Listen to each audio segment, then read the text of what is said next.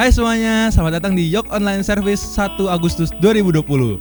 Hari ini kita akan membahas tentang Yuk Kenali Diri Sendiri oleh Saudara Glenn. Sebelumnya, mari kita memuji nama Tuhan dengan tim worship hari ini. Selamat beribadah. Shalom, selamat sore, selamat datang di Youth of Calvary. Marilah teman-teman semua kita bersatu hati, kita naikkan pujian, kita mau menyembah Dia, Allah kita yang sungguh luar biasa. Kita naikkan satu pujian, kita yakin dan percaya bahwa begitu indah nama Tuhan kita, Yesus Kristus.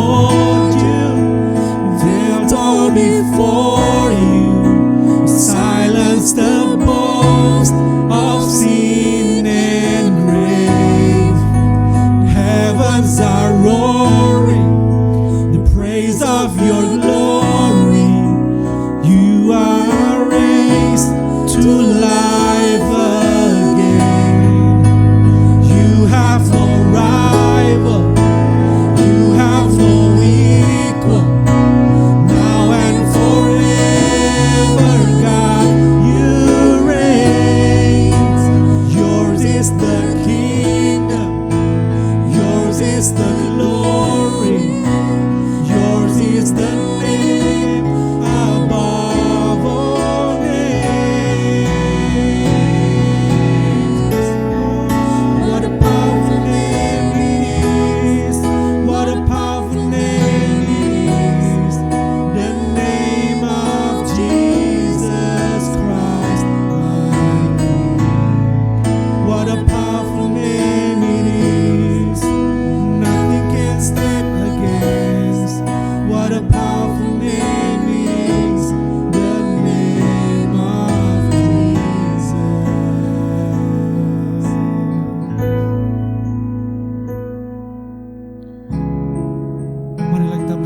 siapkan hati kita.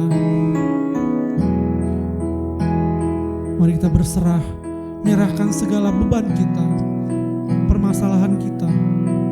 Kita yakin dan percaya Tuhan pasti akan menolong kita. Mari kita naikkan pujian ini.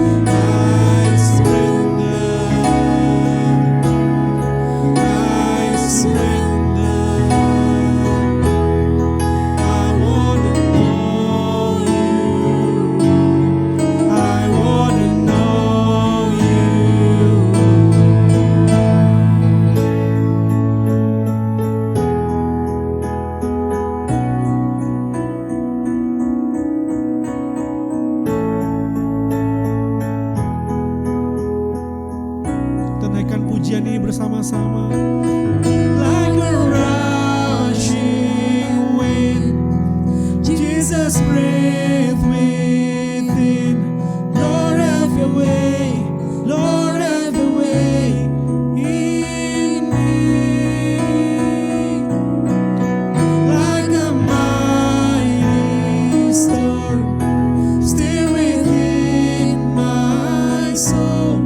Lord have your way, Lord have your way in me. Like a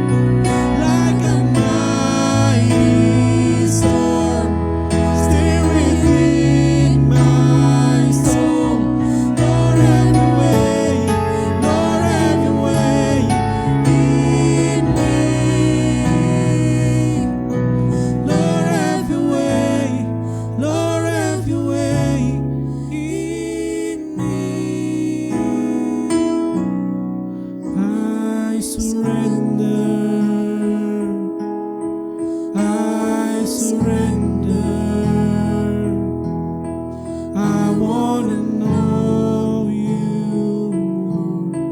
I wanna know you more. I surrender.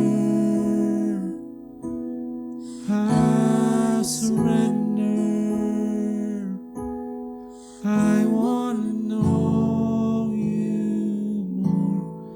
I wanna know you more.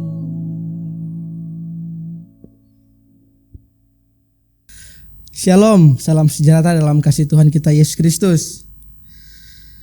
Pada saat ini kita akan mendengarkan firman Tuhan, tetapi sebelum itu mari kita berdoa bersama-sama.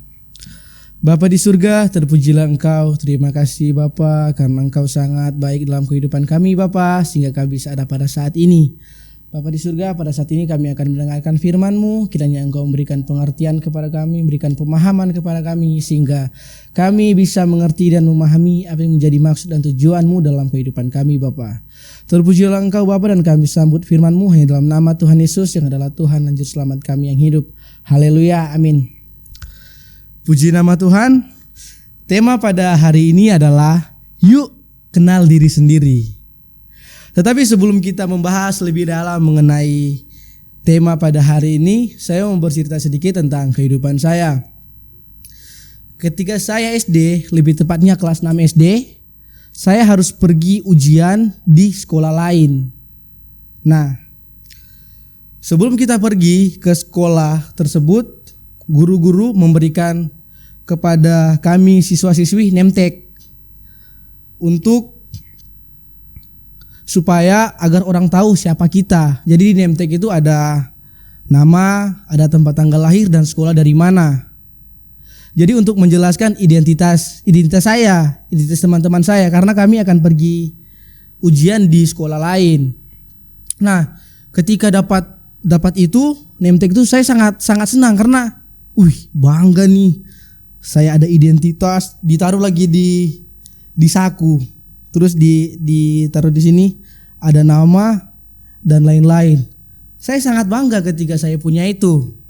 Dan bahkan walaupun sudah pulang sekolah, saya masih pakai di rumah. Mau nunjukin kepada orang tua, ada gua nih, ada nama, ada tempat tanggal lahir dan sekolah dari mana. Dengan hal itu saja saya sangat senang, karena hal itu sedang menjelaskan identitas saya.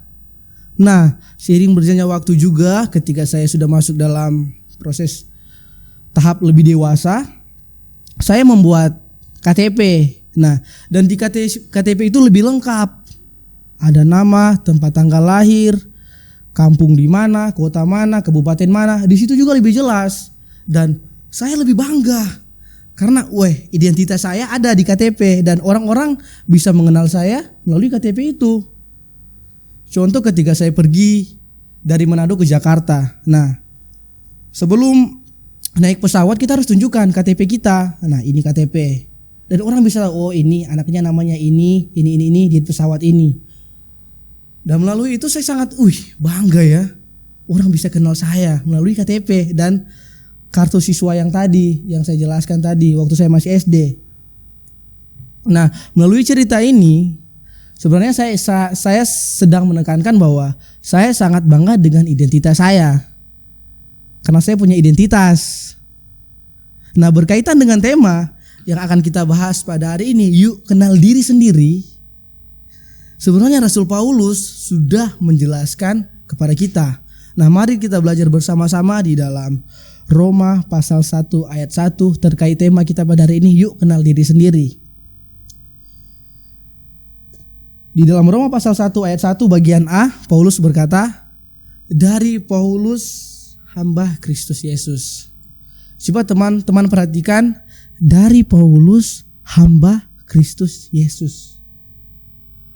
Melalui ayat ini, Paulus sedang menekankan bahwa saya Paulus, saya adalah hamba Yesus Kristus. Saya adalah Paulus, identitas saya adalah hamba.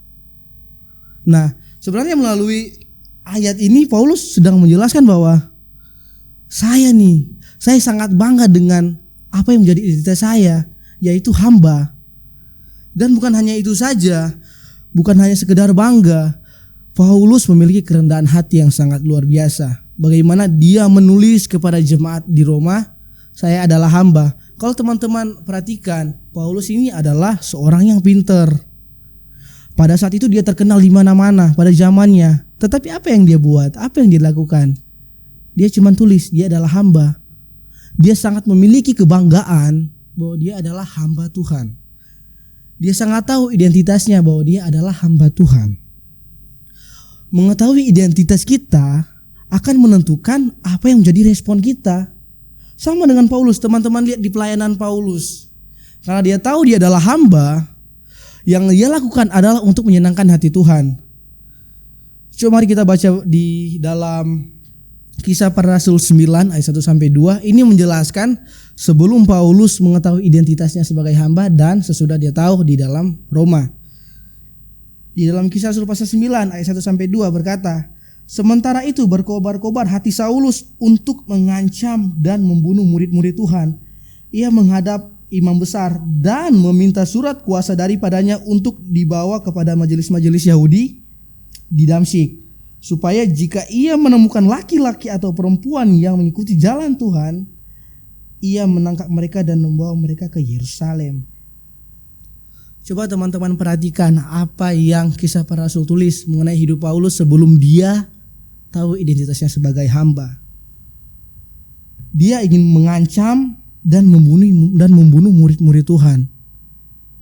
Dan di dalam ayat 2 dia bilang, barang siapa yang mengikuti jalan Tuhan, dia akan tangkap dan bawa ke Yerusalem.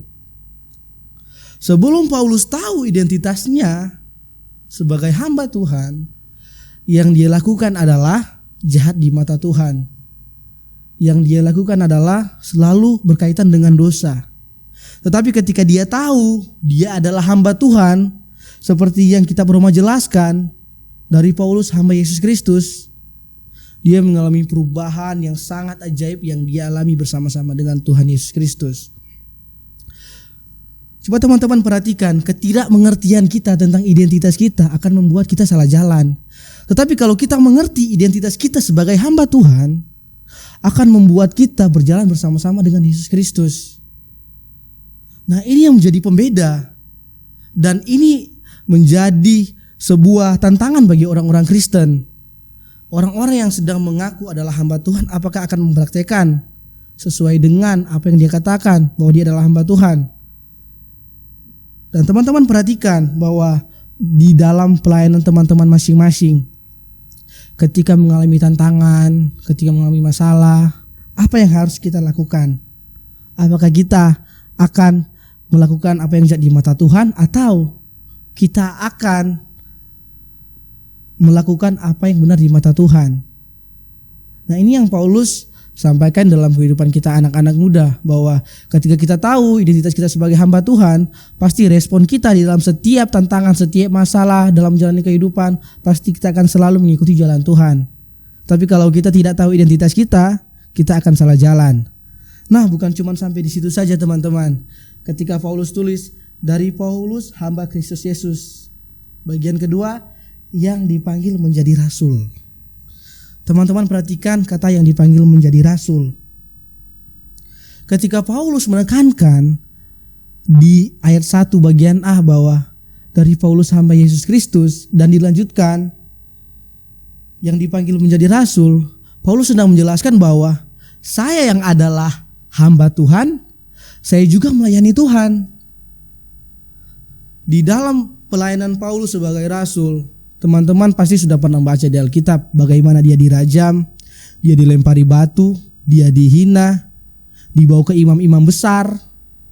Banyak sekali tantangan yang dia hadapi sebagai rasul di dalam pelayanan dia. Tetapi respon yang selalu Paulus berikan adalah dia sadar, saya adalah hamba. Makanya dia gak mau kompromi dengan dosa, karena dia tahu walaupun saya susah, walaupun saya dihina, walaupun saya dimaki, dia cuma tahu posisinya, dia adalah hamba Tuhan dan dia harus menyenangkan hati Tuhan. Sama dengan teman-teman di tempat ini, di dalam kita melayani Tuhan, tantangan banyak, masalah banyak. pergumulan pasti ada. Tetapi apakah kita akan menjadi hamba Tuhan yang asal-asalan saja? Apakah ketika kita menghadapi masalah kita langsung down dan seakan-akan menyalahkan Tuhan? Tuhan gak bener nih Tuhan, kok berat sekali sih pelayanan saya? Atau apakah kita akan memiliki respon sama seperti Paulus yang berkata bahwa saya adalah hamba. Apapun tantangan masalah yang saya hadapi, saya adalah hamba Tuhan. Saya harus melayani Tuhan, karena itu adalah tugas seorang hamba. Ini yang harus kita pahami bersama, bahwa kita harus mengerti betul siapa kita. Mungkin di sekolah atau di tempat kuliah, ketika ada orang menghina, apakah kita akan menjawab dengan kasar, atau kita akan bilang Tuhan memberkatimu? Atau kita akan memiliki respon, saya adalah hamba dan saya gak boleh terpengaruh dengan mereka. Ini yang harus teman-teman dan saya juga praktikkan dalam kehidupan pribadi lepas pribadi. Paulus sudah menjelaskan kepada kita bahwa ini yang harus kita lakukan. Identitas kita adalah hamba. Dan di ayat selanjutnya, coba teman perhatikan. Di dalam Roma, dan dikuduskan untuk memberitakan Injil Allah. Teman-teman perhatikan kata dikuduskan. Di dalam perjalanan hidup Paulus, semua yang dilakukan adalah benar di mata Tuhan. Walaupun dia mengalami tantangan, cobaan, masalah, yang dia percaya adalah dia dikuduskan untuk memberitakan Injil Allah. Tuhan akan selalu memperlengkapi anak-anaknya di dalam melakukan sesuatu. Jadi jangan takut ketika kita mengalami masalah. Makanya Paulus memiliki keyakinan yang sangat kokoh, yang sangat luar biasa, karena dia tahu identitasnya sebagai hamba. Dia tahu dia harus melayani Tuhan, dan dia percaya Tuhan tidak akan membiarkan dia. Tuhan akan selalu memperlengkapi anak-anaknya. Tuhan itu baik. Dia sadar betul itu. Makanya ketika dia mengalami tantangan, dia gak mundur. Nah, saya mau cerita sedikit tentang pengalaman saya. Saya pernah berada di posisi bahwa ketika saya mengalami itu, ketika saya melayani Tuhan, dan banyak orang menceritakan saya yang buruk-buruk, jujur pada saat itu saya down, dan bahkan saya pernah bahasanya merajuk. Saya gak mau lagi melayani Tuhan. Kok melayani Tuhan dihina sih? Itu saya merasa bahwa saya sudah melayani Tuhan, saya sudah lakukan yang terbaik, tetapi tuh masih ada orang yang mencibir saya, menjatuhkan saya. Jujur tuh sakit, dan sempat membuat saya udah gak mau melayani lagi di tempat itu. Tetapi seiringnya waktu saya berdoa sama Tuhan. Saya bilang, Tuhan, saya minta maaf karena saya mundur dan saya kalah dalam bergumul pada saat ini, pada saat itu. Tetapi seiringnya waktu saya mengambil keputusan. Saya baca Alkitab, saya berdoa, dan saya diberikan penyuburan sama Tuhan. Glenn, kamu itu hamba. Kamu tuh gak boleh menjauh dari Tuhan. Kamu tuh gak boleh menyerah dengan tantangan dan masalah yang kamu hadapi sekarang. Nah, itu yang membuat saya mengalami, iya juga ya, saya punya Tuhan yang luar biasa. Tuhan yang bisa melakukan sesuatu, kok kenapa saya harus mundur? Nah, sama halnya dengan apa yang Paulus sampaikan kepada kita semua. Sadarilah bahwa kita adalah hamba, dan Paulus juga ingin menjelaskan kepada kita bahwa di dalam menjalani kehidupan, Tuhan akan selalu menjaga, melindungi kita, dan Dia akan selalu menyertai dimanapun kita berada. Jadi kita harus memiliki keyakinan bahwa Tuhan selalu ada bersama-sama dengan kita. Kita harus tahu bahwa di setiap hidup kita, Tuhan selalu ada bersama-sama dengan kita. Apabila kita mengalami pergumulan yang sangat berat, Tuhan selalu ada bersama kita. Karena kenapa? Karena Tuhan itu baik dan Dia berjanji untuk selalu menyertai kita. Melalui apa yang kita bahas di Roma pasal 1 ayat 1 ini, terkait tema yuk kenal diri sendiri, Tuhan minta sama kita semua sadari betul bahwa kita adalah seorang hamba, dan jangan takut di dalam menjalani kehidupan ini. Jangan takut mengalami masalah, jangan lari dari masalah, pergumulan, karena semua itu Tuhan izinkan terjadi untuk kebaikan kita dan kebaikan Dia juga. Dan terlebih lagi Tuhan mau bahwa kita sebagai anak-anak Tuhan harus belajar taat dan setia sama Tuhan. Identitas kita sebagai hamba akan menentukan sejauh mana apa yang harus kita lakukan. Ketika kita tahu betul, kita akan melakukan apa yang benar di mata Tuhan. Dan sebagai anak-anak muda, sebagai anak-anak Tuhan, Tuhan menginginkan bagi kita agar kita selalu taat dan setia kepadanya sampai kita mati. Biarlah firman Tuhan pada hari ini memberkati kita semua, dan mari kita berdoa. Bapa di surga, terpujilah Engkau. Terima kasih Bapa buat renungan pada hari ini yang telah menyadarkan kami bahwa kami semua adalah hamba-hamba Tuhan, dan kami harus melakukan apa yang benar di mata Tuhan Bapa. Dan biarlah kami bisa mempraktikkan dan mengaplikasikan apa yang menjadi kehendak-Mu dalam kehidupan kami Bapa. Terpujilah Engkau Bapa, yang dalam nama Tuhan Yesus yang adalah Tuhan dan Juru Selamat kami yang hidup. Haleluya, amin. Terima kasih telah mengikuti Yok Online Service pada hari ini. Sampai jumpa di live Instagram minggu depan. Stay healthy and God bless.